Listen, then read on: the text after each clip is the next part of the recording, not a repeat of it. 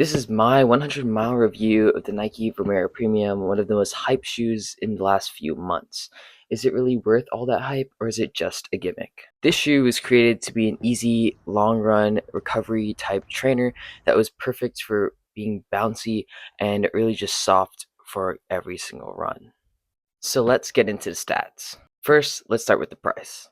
This shoe comes in at $230, similar to some of other companies' racers, which is quite staggering. The stack height also comes in at 55.5 millimeters in the heel and 45.5 millimeters in the forefoot for a 10 millimeter drop. Now for the upper. Nike has created an engineered mesh that's perfect for this shoe. According to my test, after waiting 30 seconds after heating it up, I was able to get 13.8 Fahrenheit of dissipation, which is actually pretty good considering how nice and plush this upper is.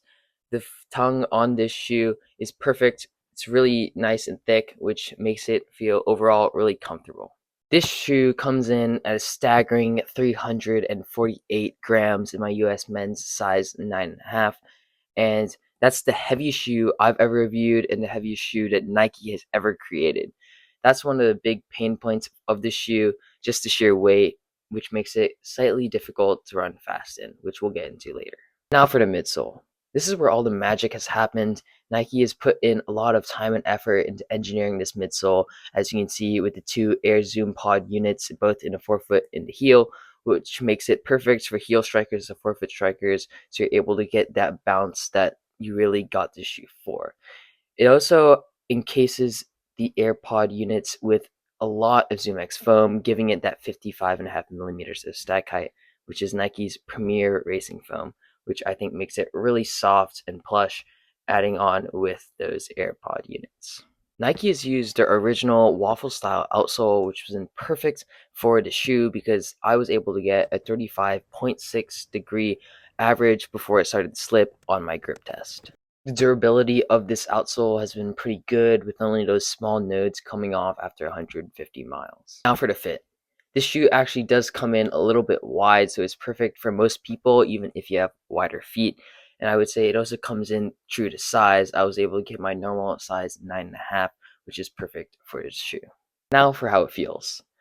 This shoe is really bouncy, which is exactly why it was made. No matter where you land, either on your heel or your forefoot, you're still able to get the benefit of those Air Zoom pods because they're in the front and the back.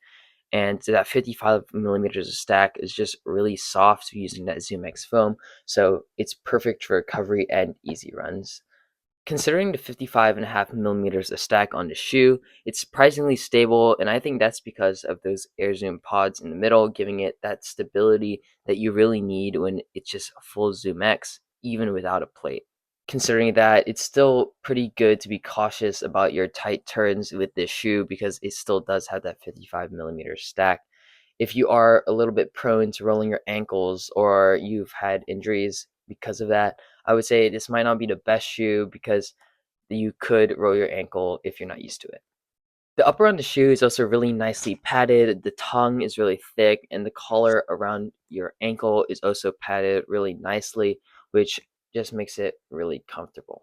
Because of that, it does heat up just a little bit, but considering how much padding there is, it's really nothing much, and I would say it's a great trade-off, and the front of the shoe with that engineered mesh is perfect for dissipating that heat. Now for what you can use these for, I would say they're really versatile considering I was thinking that I was only going to use them for easy long runs, recovery runs, and stuff like that where you're not going too fast. But I have been able to do nice, quick, steady states and cut downs in these, which I really wasn't expecting to. As long as you're on a harder surface that's even and flat, I think these are perfect for the job. The one thing I wouldn't use these for are speed workouts or repeats or even striders where you're going really quick and you're moving around paces a lot. These are really good at cruising at one speed for a while going really fast. It really does feel like bricks on your feet. Now for stuff that I don't really like about this shoe. First of all, the price at $230, these are really crazy because you can probably buy a pretty good racer for just a little bit more. Now for the weight, as long as you're expecting it, you shouldn't be caught off guard. But the problem is you can't use this as a daily trainer because once you get into those workouts, these really won't work the best. So I would say only to get these if you have another shoe that you would be using for faster speed workouts.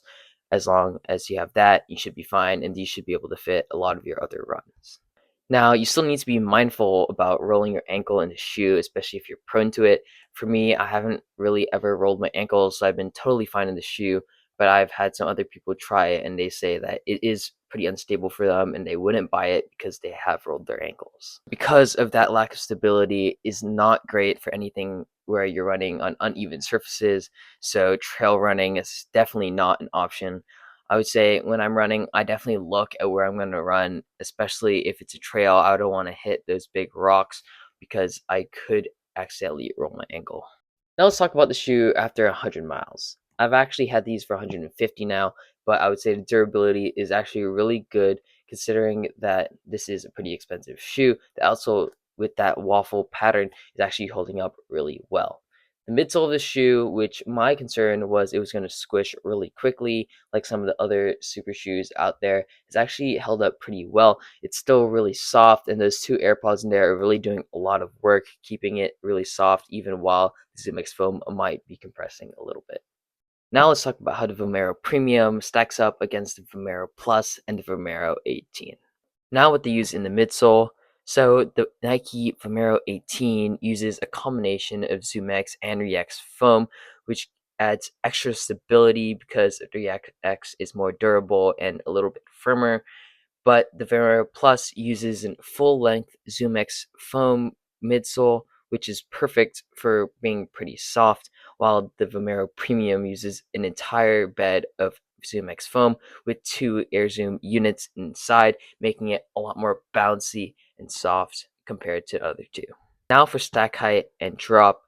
The Nike Vomero 18 comes in at 48 millimeters with a 10 millimeter drop, which is actually standard across the entire Vomero line.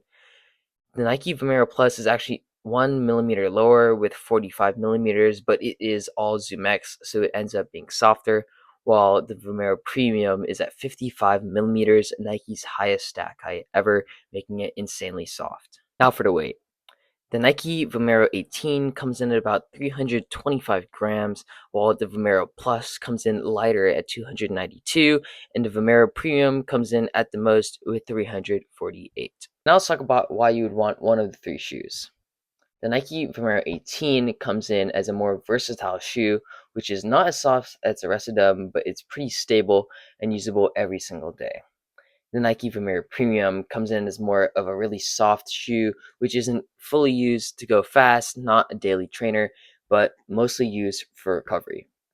Then the Vomero Plus comes in straight in the middle, being not as versatile as the 18s, but more versatile than the premiums, and being in the middle in terms of being how soft, being more soft than the Vomero 18 and more firm than the Vomero Premium.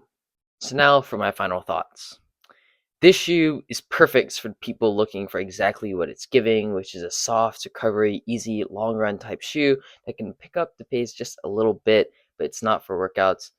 But it can be pretty bad for people who are looking for a really stable shoe if you're prone to ankle rolls and other stuff like that. The price is a real downer because it is coming in at $230, the price of some erasers, which just doesn't really make it as worth it as it should be. This shoe has actually become one of my favorite shoes in my daily rotations, using the shoe most days of the week except for when we have speed workouts. Now let's answer the question, is it worth the hype? Considering that these shoes have been flying off the shelves at Nike really quickly, I would say it might not reach your expectations for how many people are buying them and how quickly they are, but the shoe is still really good. I would say the only reason why I wouldn't buy these again is the price point at $230. I might as well get a cheaper, more versatile shoe such as the Evo SL and spend that money on other shoes like racers or more quick trainers. But most importantly, put down in the comments below what you think about the shoe if you already have it, so people can see several different perspectives and not just from me. Now click that subscribe button and I'll see you on the roads.